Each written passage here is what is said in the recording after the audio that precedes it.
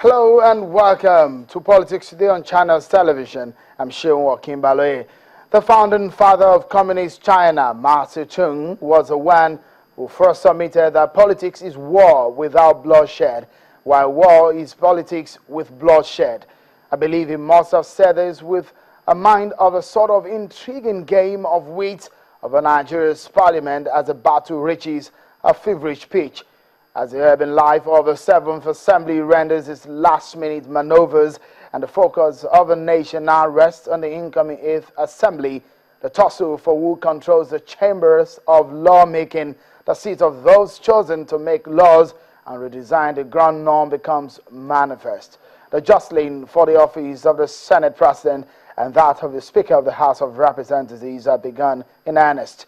The race in both of the chambers looked like a two-horse race in the beginning on both sides, but the dynamics of the party politics in the past days have changed the outlook of the entire game.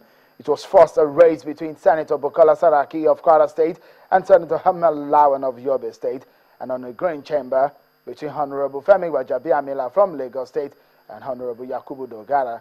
The battle is nothing less than fierce in both of the chambers. As expected, the entire media spaces are buzzed with stories, news reports, scoops and features, either real or imaginary, planted or squid, about the intrigues and power play of this fresh generation of lawmakers. The entire polity is awash with discourse about who and which region gets what. In democracies, the legislature is usually the hub around which issues revolve, as popular discussions, arguments, and rhetorics often emanate from lawmakers' actions and inactions. In short, without them, the spirit of representative democracy could easily evaporate. From a character that featured a 16-year domination by the PDP, the National Assembly in Nigeria is, with effect from the advent of the 8th Assembly, going to be under the minority or in the minority. Needless to state that the paradigm for political consideration has changed, at least for the next 4 years, being the first phase of the legitimate life of its present dispensation. PDP has lost its majority status and equally the unwritten conventional right to produce the next Senate President, which has been its lot since the takeoff of its democratic experiment 16 years ago. And so, the seeming invisibility of its majority, that is the PDP, in the Senate since 1999 has finally been broken. The bottom line is that the contest has begun and may get dirty in the coming days. But now, how the PDP senators will vote is still very much in the wraps. We still don't know yet. Uncertain, that is it. Now, the unanswered questions are the 8th Assembly. Who wears the crown, both in the both chambers? Who deserves the seats? And what manner of Senate President or Speaker of the House of Representatives do the National Assembly need? When push comes to shove, will the sentiments of key leaders of the APC, who is the ruling party, be the decider in the race for the Senate Presidency or that of the Speaker of the House of Representatives? And so, by way of prognosis, what are the chances of Lawan and Saraki in their respective bids for the hallowed chamber? Who survives the intrigues and the power play? What constitute the strengths and weaknesses of either senators or the honorable members in the battle for Nigeria's number 3 and number 4 positions? Who succeeds David Mark and Speaker Tambuwa? Will the Tambuwa syndrome play out again? Is this a bad politics against the PDP elements in the party? What will be the benefit of the migrated PDP members to the APC? With block votes by the PDP, who makes 49 senators in the Senate now, will the PDP win the most coveted seat in that chamber? These are the questions that has figuratively defied answer in the last couple of weeks. So, well, the puzzle to the above questions is in the womb of time. These and many more will be the kernel of discussion tonight on Politics Today. And we will get the benefit of insight on the subject from our guests tonight. We'll bring perspectives from the divides and give you insight on the rules of the National Assembly and gain from the experience from a lawmaker who has been in both chambers since 1999. It promises to be a very interesting engagement tonight. Welcome to the program. I'm Sean Joaquin Baloye once again. First, let's take a look at some of these facts about the National Assembly.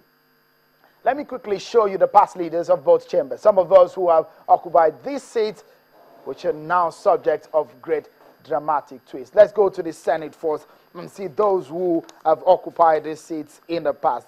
Let me start with the Senate, and you can see that from 1999 it was Evan Enwarem, and from there Chuba Okadibo and Ayim Pius Ayim, Adolphus Wabara, Kenny Namani, and of course we know David Mark, who spent 2 terms being the Senate President of Nigeria.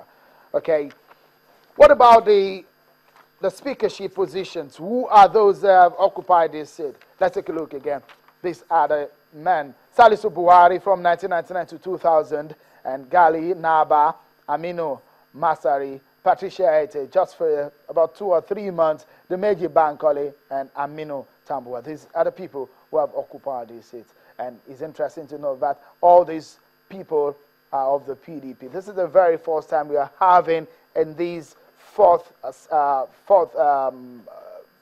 republic, to say, the first time we're having an opposition winning election and even gaining prominence in both of the chambers, meaning that they have a majority in numbers in both of the chambers. Let me show you what the figures presently are now in both of the chambers. Let me show you from the Senate, first and foremost. Let's take a look. The APC has a majority, and you know that 3 senators represent each of the states of the 36 states of the Federation, and 1 senator from the Federal Capital Territory, which makes 109 senators in Nigeria's upper chamber. And out of that, we have 60 APC senators and 49 PDP senators. In the upper chamber, we only have 2 political parties, and the APC, which is the ruling party now, has a majority stake there. In the what of the House of Representatives, how do they look? Well, this is it. Now, we had a PDP majority from 1999 up to sometime last year, when APC gained momentum and they gained some numbers, and they had more numbers in the House of Representatives. But now APC has 212 members in the House of Representatives. PDP has 140. And all of the numbers split between about 4 political parties. ABGA having about 5 members in the House of Reps, Labour Party 1, Accord Party 1, SDP 1, making 360 members in the House of Representatives. And you know what? These are the members who are going to be voting, well, on Tuesday, when the House will know the fate of the number 3 and number 4 positions in the country. Well, it's going to be very interesting how these all pan out. But, you know, the interesting thing about the House of Representatives, the figures are very unstable. You hear different figures from here and other figures from there. But what we can obtain here at the moment is what we've given you tonight. Well, let's get talking now. Joining us from our Abuja studio is the former Speaker of the Kwara State House of Assembly and now a House of Reps member-elect, Honourable Razak Atunwa, joins us on the program. Thank you, Honourable Atunwa, for joining us. Let me start by asking you, what is wrong in the party primaries? And your party went for a primaries on Saturday, and some of you are not happy with the decision of the party to come together to agree on a member of the Senate or a member of the House of Representatives that we go to the floor and come as a consensus candidate of the party. It seems a lot of you are aggrieved. Why? Well, thank you for having me. Firstly, let me say that what happened on the 6th of June was not a mock election, as they would have you believe. It was indeed a mockery of an election. We certainly, or in the Dogara camp, do not accept the legality or legitimacy of that mockery of an election. There are many things wrong with what happened. Firstly, the legitimacy and indeed the legality of that exercise can be described as completely faulty. It is neither provided for in the Constitution of the Federal Republic of Nigeria, nor is it provided for in the Constitution of the party APC. Therefore, one asks the question, where the party get the power to conduct what it calls a primary election for the office of the Speaker of the House of Representatives. Secondly, when it was sought that such an exercise was to be undertaken, the party failed to give due notice to the candidates and indeed all members of the party in the House of Representatives. So therefore, one has to ask the question, was there an ulterior motive behind such an impromptu ambush of a meeting which turned out to be a so-called primaries election for speakership? Then, thirdly, the President of the Federal Republic of Nigeria, President Muhammadu Buhari, has said quite clearly that he, on his own part, would not interfere in the process of electing the speakership. There is a well-worn tradition, and there are laws and rules of the House that gives rise to how a speaker emerges. He would not interfere, and consequently, we as loyal party followers must take the lead from the president, who is the leader of the party. And if he would not interfere, then nobody should interfere in that process. After all, the Speaker of the House of Representatives will be the Speaker of everyone concerned, not a Speaker of the party alone. Finally, if, as I said, the exercise was sought to be conducted, then there ought to have been an agreed formula and proper notice. The party failed to give us notice. I received a text from my state chairman telling me asking me to attend a meeting with APC leadership. Now, it simply said a meeting.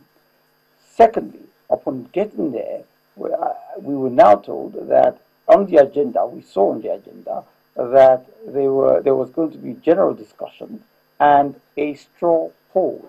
Now, already you can see that there's some shenanigans going on. What is a straw poll? Upon what basis are we being ambushed into a straw poll? Then we asked the question of the chairman who was seated at the meeting, come mockery of an election. We asked the chairman, now, if you're conducting a primaries, where are your powers to do so? What are the guidelines and what are the rules of this election?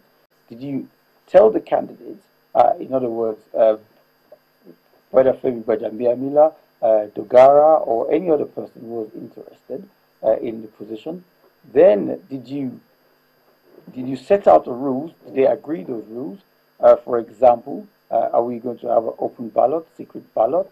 Are the candidates allowed to have agents to supervise and superintend over the voting? Who is going to be the returning officers? Has that been agreed? And there's a plethora of things that needed to be sorted out before you can have a primary election, if that is what you intended to. But I'm afraid what they did was a complete mockery, and therefore cannot stand.